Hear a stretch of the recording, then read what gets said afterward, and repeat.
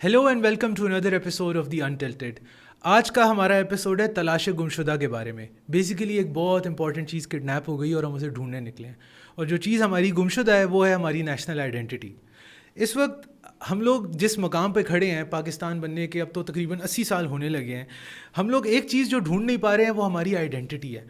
कोई जो है वो हमारी आइडेंटिटी हमारे कल्चर के साथ मैच करने की कोशिश करता है, कोई रिलीजन के साथ करने की कोशिश करता है, कोई वेस्ट के साथ करने की कोशिश करता है, कोई अरबियों के साथ करने की कोशिश करता है, और उस सब के अंदर हम लोग बड़े लॉस्ट हैं। और इस लॉस को जो चीज़ बढ़ावा देती है वो है कन्फ्यूजन कि हमारी ज़ुबान क्या है, हम बोलें किस तरह।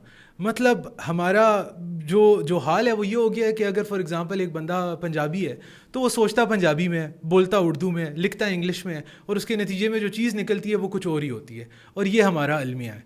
इस वक्त अगर आप हिस्टोरिकली देखें तो हमारे अंदर बेसिकली ये शायद कॉलोनाइजेशन के बाद के असरात हैं, और इनको जाते जाते ही ये जाएंगे। लेकिन हुआ कुछ यूँ कि सबसे पहले हमारे माशरे में ये देखा गया कि लोगों को अपनी लोकल लैंग्वेज से जो है वो शर्म आने लगी, उन्हें दूर खींचना शुरू कर दिया ओवरऑल प्रोग्रेसिव सोसाइटी ने। और उसके अंदर ये था कि अगर कोई बलूचिस्तान में पैदा हुआ है तो वो अपने बच्चों को बलोची बोलते हुए जो है वो थोड़ा एम्बैरेस्ड फील करता था देखते हुए। अगर कोई पठान है तो अगर उनके बच्चे पश्तो बोल रहे हैं तो उनको ये टेंशन रहती थी कि यार ये घर से बाहर निकल के जब पश्तो बोलेंगे तो हमारे लिए एम्बैरेसमेंट का मकाम होगा कि ये तो बड़े पसमानदा और पुरानी सोच के लोग हैं।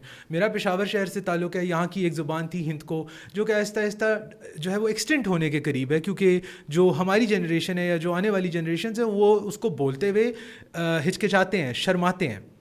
और बात यहाँ ख़त्म नहीं हुई। अफसोस के साथ मसला यहाँ तो शुरू हुआ, क्योंकि पाकिस्तान बनने के 20-25 साल बाद ही हम लोगों ने हमारी जो फॉरेन पॉलिसी थी या जो हमारे मुल्क का टिल्ट था वो वेस्टर्न ब्लॉक की तरफ था। और उसके अंदर हमें ये समझाया गया, सिखाया गया कि आपके लिए इंग्लिश बोलना, इंग्लिश समझना और उस पर अबूर रखना बहुत ज़रूरी है। एंड आई ट्रूली बिलीव कि दुनिया के अंदर अगर आपको चलना है तो एक ग्लोबल लैंग्वेज है, वो आपको एक बहुत बड़ा प्लेटफॉर्म देती है जिसके अंदर आपको अंग्रेज़ी बोलना, समझना, लिखना, उसमें कम्युनिकेट कर पाना, ईमेल्स लिखना, सब कुछ बहुत ज़रूरी है। लेकिन एट व्हाट कॉस्ट? क्या इसकी कीमत ये होनी चाहिए कि आप अपनी ज़ुबान बोलने में हिचकिचाएँ या शर्माएं?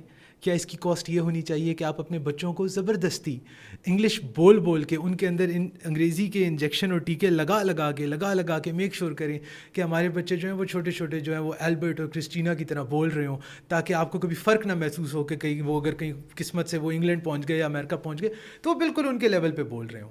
मतलब दुनिया के अंदर जितनी भी कामयाब कौमें हैं, चाहे आप जर्मनी ले लो, जापान ले लो, इटली, फ्रांस, ये जो मिडल ईस्ट के मुल्क हैं, अरब ममालिक हैं, उन सब ने अगर एक चीज़ जिससे अपनी सकाफ़त को, अपने कल्चर को प्रोटेक्ट किया है वो है उनकी लैंग्वेज।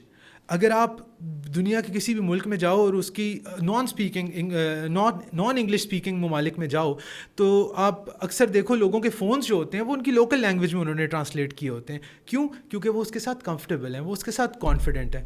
हम लोग बहुत ही, मुझे अफसोस के साथ कहना पड़ता है कि हम लोग अपनी ही ज़ुबान से इतने शर्मिंदा होते हैं कि आज अगर आप किसी ओ लेवल्स के या मैट्रिक के या 10th 11th ग्रेड के बच्चे को उर्दू का एक पेपर पकड़ाएं तो वो आपको कहते हैं कि व्हाट इज़ दिस।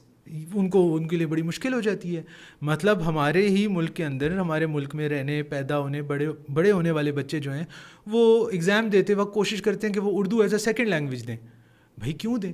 आपकी नेशनल ज़ुबान है, आपको जो है वो आपका सारा टेक्स्ट उसके अंदर है, आप बोलते वो, आपको बोलनी वो चाहिए, आपको उस पर अबूर होना चाहिए। लेकिन नहीं, एक अजीब सी रैट रेस है जिसके अंदर आप अंग्रेज़ों से ज़्यादा अंग्रेज़ बनने की कोशिश कर रहे हैं। और उसके अंदर अब तो वो लेवल आ गया कि अगली जो जनरेशन के बच्चे पैदा हो रहे हैं उनके पेरेंट्स नाम भी उनके इस तरह से रखना पसंद करते हैं कि जो कि थोड़े एंग्लो नाम होते हैं, ताकि अगर वो कल को वेस्ट में चले जाएं तो अंग्रेज़ों को उनको नाम लेने में दिक्कत ना हो। ये शो करता है कि हम लोग किस लेवल ऑफ कन्फ्यूजन और हमारी जो नेशनल आइडेंटिटी है वो कितनी लॉस्ट है इन ट्रांसलेशन, लिटरली, कि हम लोग अब अपने नाम भी अपनी तरह के रखने पसंद नहीं करते। अगर तो हम लोग अपने माशरे के अंदर इस चीज़ को तब्दील नहीं करें कि हम लोग अपनी पहचान, अपनी रूट्स, अपनी ज़ुबान, चाहे वो सिंधी है, बलोची है, दरी है, पश्तो है, कश्मीरी है, पंजाबी है, नो मैटर व्हाट, उसके अंदर कॉन्फिडेंस हो हमें कि हम लोग वो स्कूलों में सिखाएं, उसमें बच्चों को लिखना पढ़ना सिखाएं, اس کے بعد ہم بچوں کو اردو پہ فوکس کرائیں کہ یہ آپ کی زبان ہے. ورنہ آہستہ آہستہ ہوگا کیا کہ آپ کا معاشرہ جو ہے وہ پروگریسو ہونے کو, ترقی یافتہ ہونے کو انگلش بولنے سے ایکویٹ کرے گا, اور افسوس کی بات ہے کہ وہ ابھی کر رہا ہے. تو اگر آپ اسی ڈگر پر چلتے رہے تو آج سے 25-30 سال بعد کی جو جنریشنز ہوں گی اور جو ان کے بچے ہوں گے, ان کے لیے Urdu will be a long last dream. اور مجھے, آپ اسے میرا باعث کہہ لیں, اسے میری تکلیف کہہ لیں, لیکن میرے لیے بڑا دکھ کا مقام ہوگا کہ ریجنل تو چھوڑو, اگر آپ اپنی نیشنل لینگویج کو بھی بچا نہ سکے تو پھر ہم کیا رہ جائیں گے, مطلب ہماری شناخت کیا رہ جائے گی. تو بڑی ہی عاجز سی ایک گزارش ہے کہ اپنی زبان چاہے وہ کوئی بھی ہو اس کے قریب رہیں, اپنے کلچر کو نہ چھوڑیں اور اپنی روٹس کو نہ بھولیں, کیونکہ اگر آپ اپنے روٹس کو بھول جائیں گے تو کل کو آپ دنیا میں جو بہت سے وہ کہتے ہیں نا, there are plenty of fish in the sea, تو you will also end up being one of the fish in a sea full of many fish who speak great English.